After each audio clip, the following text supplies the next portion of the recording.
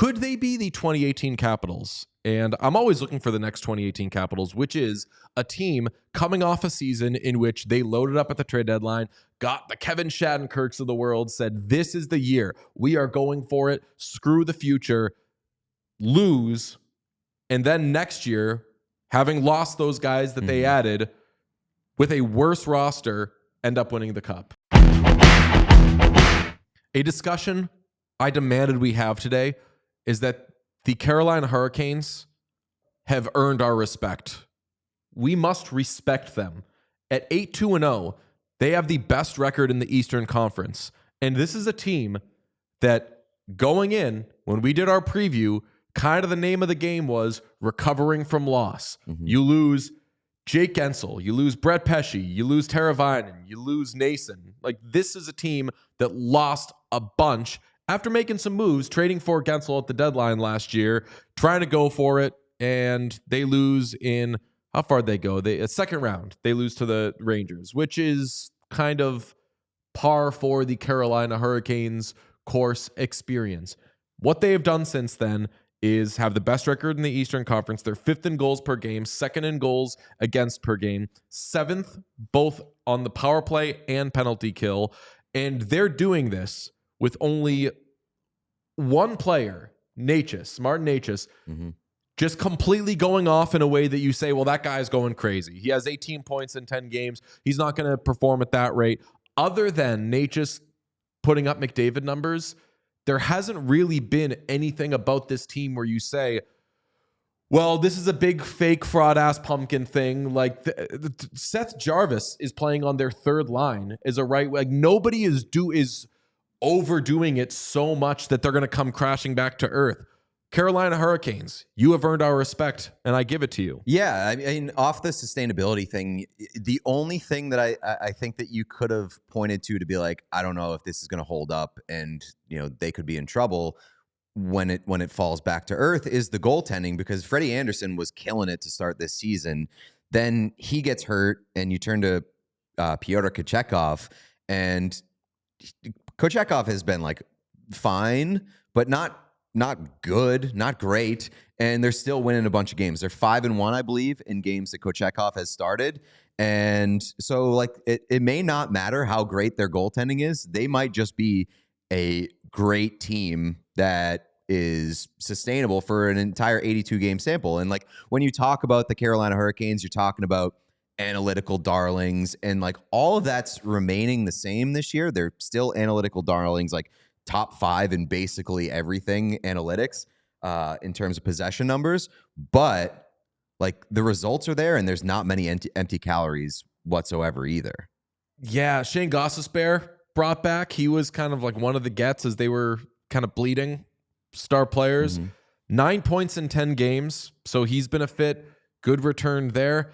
Yeah, when you think of the Hurricanes, you think of what will get them, and they usually don't have goaltending. They usually don't have a lot of offensive star power. They did not improve their goaltending. They lost offensive star power. And certainly young players are getting a year older and gaining more experience. But it's not like they made these grand fixes to go into the season. I mean, there's a reason why we weren't super high on them, but I think we all agreed, like, they'll be a playoff team. Yeah, I mean, I don't think anybody expected the fall off to be that steep, but I don't know if we expected them to be like in line with what they were or potentially better is the point that I think you're trying to make. And off the sustainability discussion too, like if you're a PDO guy, which I don't think you're a big, massive PDO guy, but like a lot of people look at that for sustainability purposes. They're 19th in the league right now in PDO, which is, that suggests that it can be sustainable. They're at 999, which is right around like what you're supposed to settle at. So do you know why I'm not a PDO guy and why I don't mention PDO? No. The PD. No, I don't know. Just for show purposes, for understanding's sake. I used to go on TV and rattle off a bunch of advanced numbers.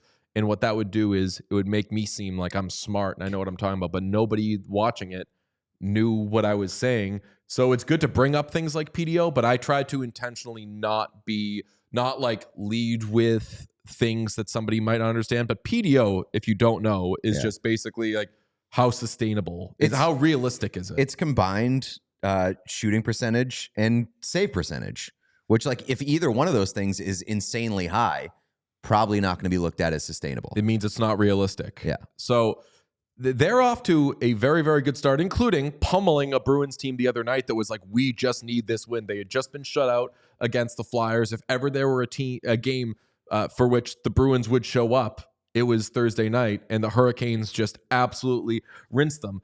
Hey, thanks for watching the channel. We appreciate everybody who checks out our stuff, but 80% of our viewers are not actually subscribed to this page, so if you could smash that subscribe button, it would go a very long way for us. The more subscriptions we have, the more visibility we get from YouTube, which allows us to do more. So press that button. Thank you. So I'd ask this question of them. Could they be the 2018 Capitals? And I'm always looking for the next 2018 Capitals, which is a team coming off a season in which they loaded up at the trade deadline, got the Kevin Shattenkirks of the world, said, this is the year. We are going for it. Screw the future. Lose. And then next year, having lost those guys that they added with a worse roster, end up winning the cup. Yeah, I think that's certainly possible. And I wouldn't even look at it as like, I feel like maybe I'm wrong here. I feel like the Capitals got worse than the Hurricanes did. I'd have to look, but I would guess so, with no disrespect to Jake Gensel, because that should be a big loss. But that was also, yeah, but I don't know like how much I factor in Jake Gensel just because he hasn't been part of like, he was essentially found money. Yeah, I don't know. Maybe like, I losing deadline editions. Yeah, like I don't know if I don't know where I would land on. I have to look into those two rosters and see how much they lost comparatively. But I do think that there's a case. Yeah, like that's definitely possible, and it's also similar to the Capitals where like people were waiting for that to be the year for like year after year after year after year.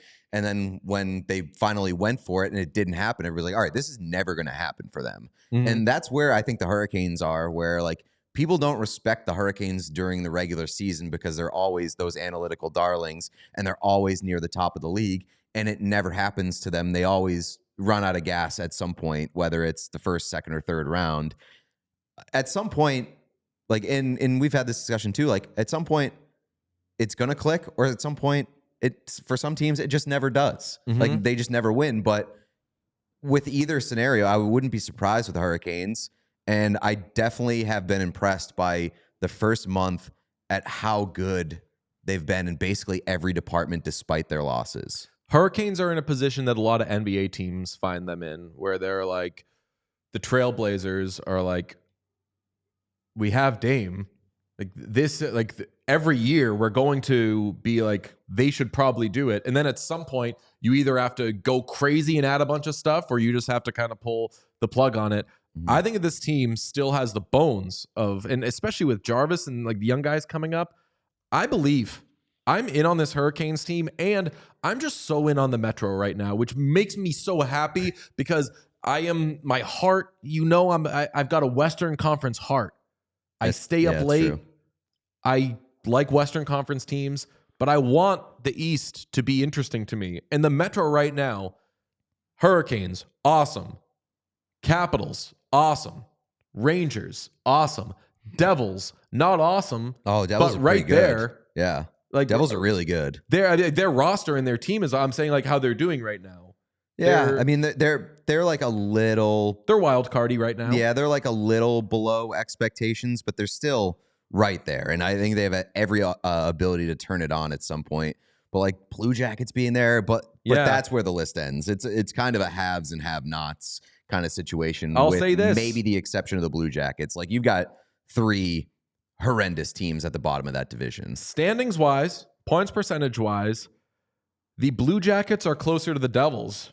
And the Devils are closer to those teams. I said Devils are nowhere near the Capitals, the Hurricanes, or the Rangers. Blue Jackets kind of right there with the Devils. So who will it be? Well, that's point percentage wise, not points wise.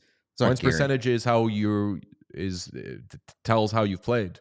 Yeah, no, I know. I'm just saying, like points wise is just if you play more games, then right. But those points aren't guaranteed either. That's all I'm saying. Capitals and Devils are tied in points. Yeah, but One has played 14 games. One has played Right. 11 games. Capitals, so much better than Devils right now. Let me ask you this, though, based off the Carolina discussion, because the pushback against like praising Carolina is going to be like, well, why aren't you respecting the New York Rangers, who have been basically just as good?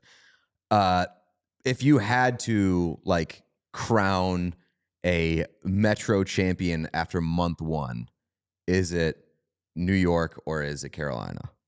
It is. I need to look at the Rangers cap space situation. I know that the Hurricanes don't have a lot of space. I feel like the Rangers are going to add something at forward before. But I'm the just saying season after is month done. one, like after what we've seen in month one.